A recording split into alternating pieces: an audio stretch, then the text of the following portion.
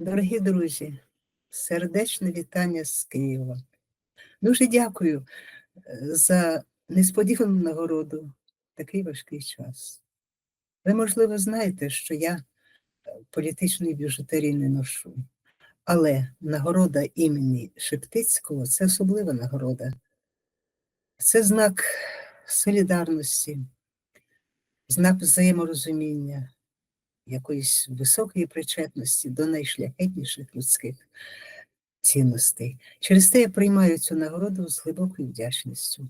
Пробачте, що не змогла до вас приїхати, але, як хтось казав, душі світу, як дзвони, одні далекі, інші близькі. Ми ж одне одного чуємо крізь всі ці ракети, шахеди, всю цю війну. Кам'ю казав, що світ поділяється на чуму і на її жертв. Головне – не стати на бік чуми, але і не стати жертвами. Бо чума, здавалося ж, знищена, але її вібріони розрослися, вони збереглися, розрослися і зараз загрожують всьому людству, яких зараз виникає якісь нові форми фашизму, який обступає людство.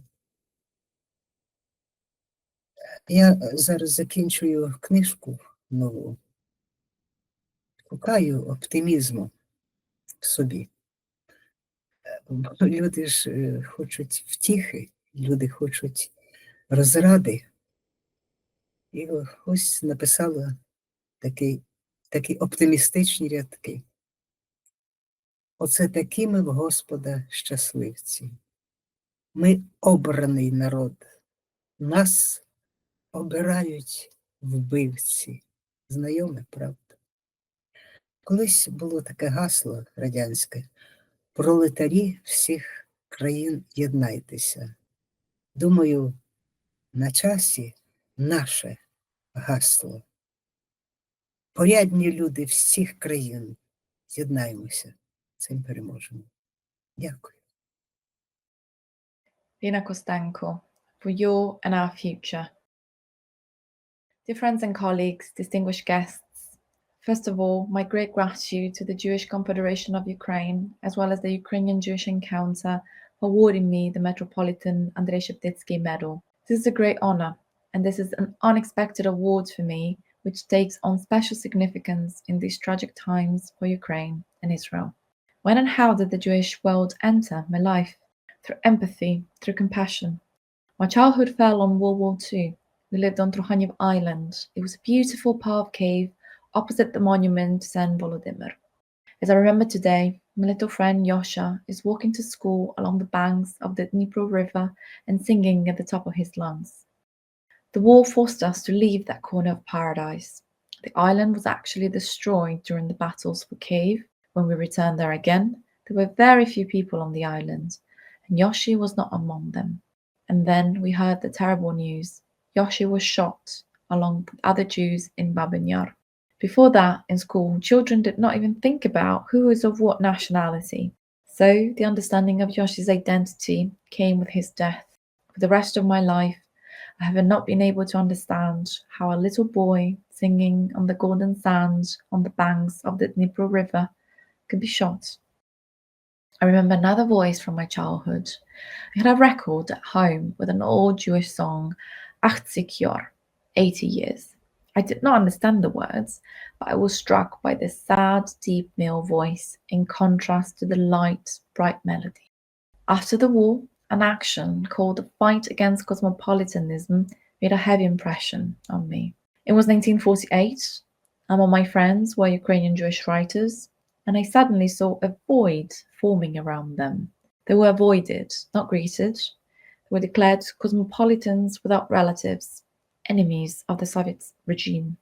I continued to communicate with them as a matter of principle, trying to overcome their vacuum of loneliness, while remembering the immense loneliness experienced by repressed Ukrainian writers. They had just been called bourgeois nationalists. And then there were the 60s when I entered literature. a few short years of publications, and then 16 years of prohibition. For us, who were then the generation of the 60s, the Jewish question was extremely important, just like the Crimean Tatar or Polish question. Knowing from our own experience what imperial and totalitarian violence against peoples is, we also defended the identity of these persecuted peoples. It was all the more painful today to see how not only Russia, but also many in the West ignore the rights of the Crimean Tatar people deported in 1944, a people for whom Crimea is the only motherland. In those 1960s, my good acquaintance was Anatoly Kuznetsov, who lived close to Babyn Yar and saw that tragedy through the eyes of a child. He sent me a version of his novel about Babyn Yar, not distorted by censorship. At that time, I was translating Jewish poets. It was still completely impossible to imagine that an independent Ukraine would ever emerge, but we saw this long dreamed of free motherland as a European state where each nation was to have its own voice and its own form of cultural existence. In this regard, I want to remember my great friend Ivan Dzyuba, who we miss so very much today, and who also received this honorary medal at one time. That Ivan Dzyuba, a Donetsk resident, one of the most prominent dissidents of the 1960s, who died on the 22nd of February 2022, literally on the eve of the Russian invasion of Ukraine, as if refusing to see what would happen to his Donetsk region, to his Ukraine. He was buried on the day the war began, as if killed by the war. Actually, it was Dzyuba who first spoke about Babyn Yar on the 29th of September 1966 as a common tragedy and common memory of Jews and Ukrainians. He said this in the atmosphere of state anti-Semitism, with the help of which, after the catastrophe of the Holocaust, the Soviet regime continued its persecution, denying Jews even the right to mourn their dead, and denying Ukrainians the right to even remember the catastrophe of the Holodomor. In September of this year, an exhibition of paintings depicting the historical dramas of Jews and Ukrainians will open in Chicago.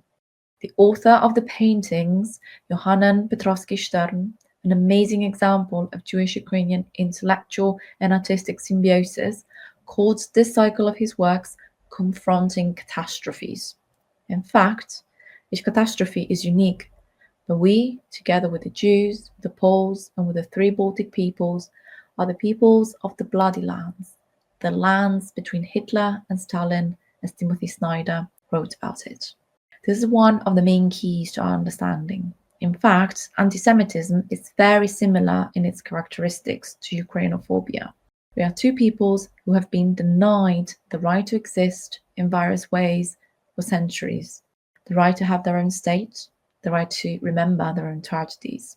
Ukrainians had to fight for decades just for the right to recognize the Holodomor as the genocide of the Ukrainian people, although even Raphael Lemkin, the author of the concept of genocide, had cited the Holodomor as an example of genocide.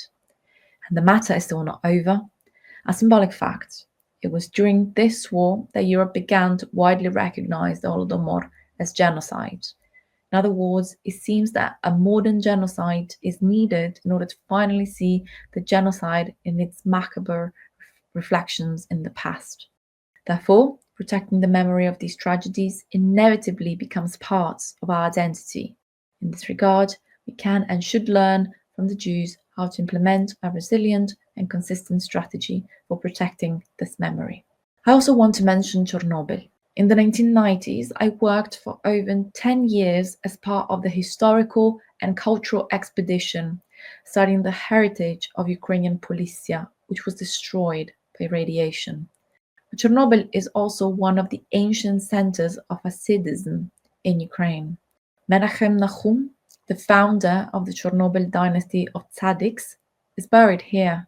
There was a magnificent large synagogue here, converted into a military registration and enlistment office in Soviet times. The rusty red star on the balcony reminds us of this absurdity. A local resident told me a terrifying story. There is still a ditch there where executed Jews were thrown, and in the midst of that apocalypse, a young Jewish woman lay in the ditch with her 2 small dead sons huddled against her. I had a scarf on my shoulders made by a local factory with a black on white cross pattern. In those days, such scarves were called 20th century because of this pattern. I thought about this eerie symbol, a mother with murdered children as an emblem of the 20th century, standing in that deserted synagogue with broken windows. Cold silence, without prayers. Only a swallow flew under the vault like a pendulum of time, drawing some ancient, mysterious writings. My life unfolded between 2 world wars, the second and today, the third.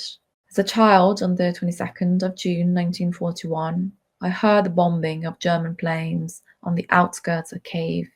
At dawn, bombers arrive at dawn to stop human life. And on the 24th of February 2022, also at dawn, Russian bombers flew over Kyiv. In the past, death came from the west. Now, death has come from the east. And just when Ukraine was standing up, when Ukraine was crystallizing its European identity, this death came to prevent this identity from taking hold. And in fact, the Ukrainian state, like the Israeli state, are in a very similar position in this regard. Again and again, they have to fight for survival, for the right to be, for the right to choose their future. Allow me, taking this unique opportunity, to thank a special person whom you are awarding with me, Bernard-Henri Lévy. We heard your voice when you spoke on the Maidan on the 9th of February 2014, calling yourself Ukrainian. We heard your voice when you spoke on the Maidan for the second time on the 2nd of March of the same year, saying, Europe must protect Ukraine. Europe must become the guarantor of the borders of your nation and the freedom of your cities. You called Ukraine the guardian fortress of Europe. You also said that Putin's next enemy after Ukraine is Europe. 11 years have passed since those speeches of yours, and today we can all see how prophetic your vision was. Today, Ukraine is defending Europe, and Europe is defending Ukraine. And this is the only guarantee for the salvation of the democratic system at the moment. The world is small. At that time on the Maidan, you were translated by the Parisian journalist Halia Ackerman, our great friend. By the way, she also went to Chernobyl with us. My poems were published in your magazine La Règle du Jeu in 2015, dedicated to the Maidan. I also would like to thank Andrei Glucksmann, your friend, who is no longer with us, but who from the very beginning of Ukraine's struggle for its European future back in 2004, called for solidarity with Ukraine, striking us with his piercing understanding of the situation and exceptional passion of thought.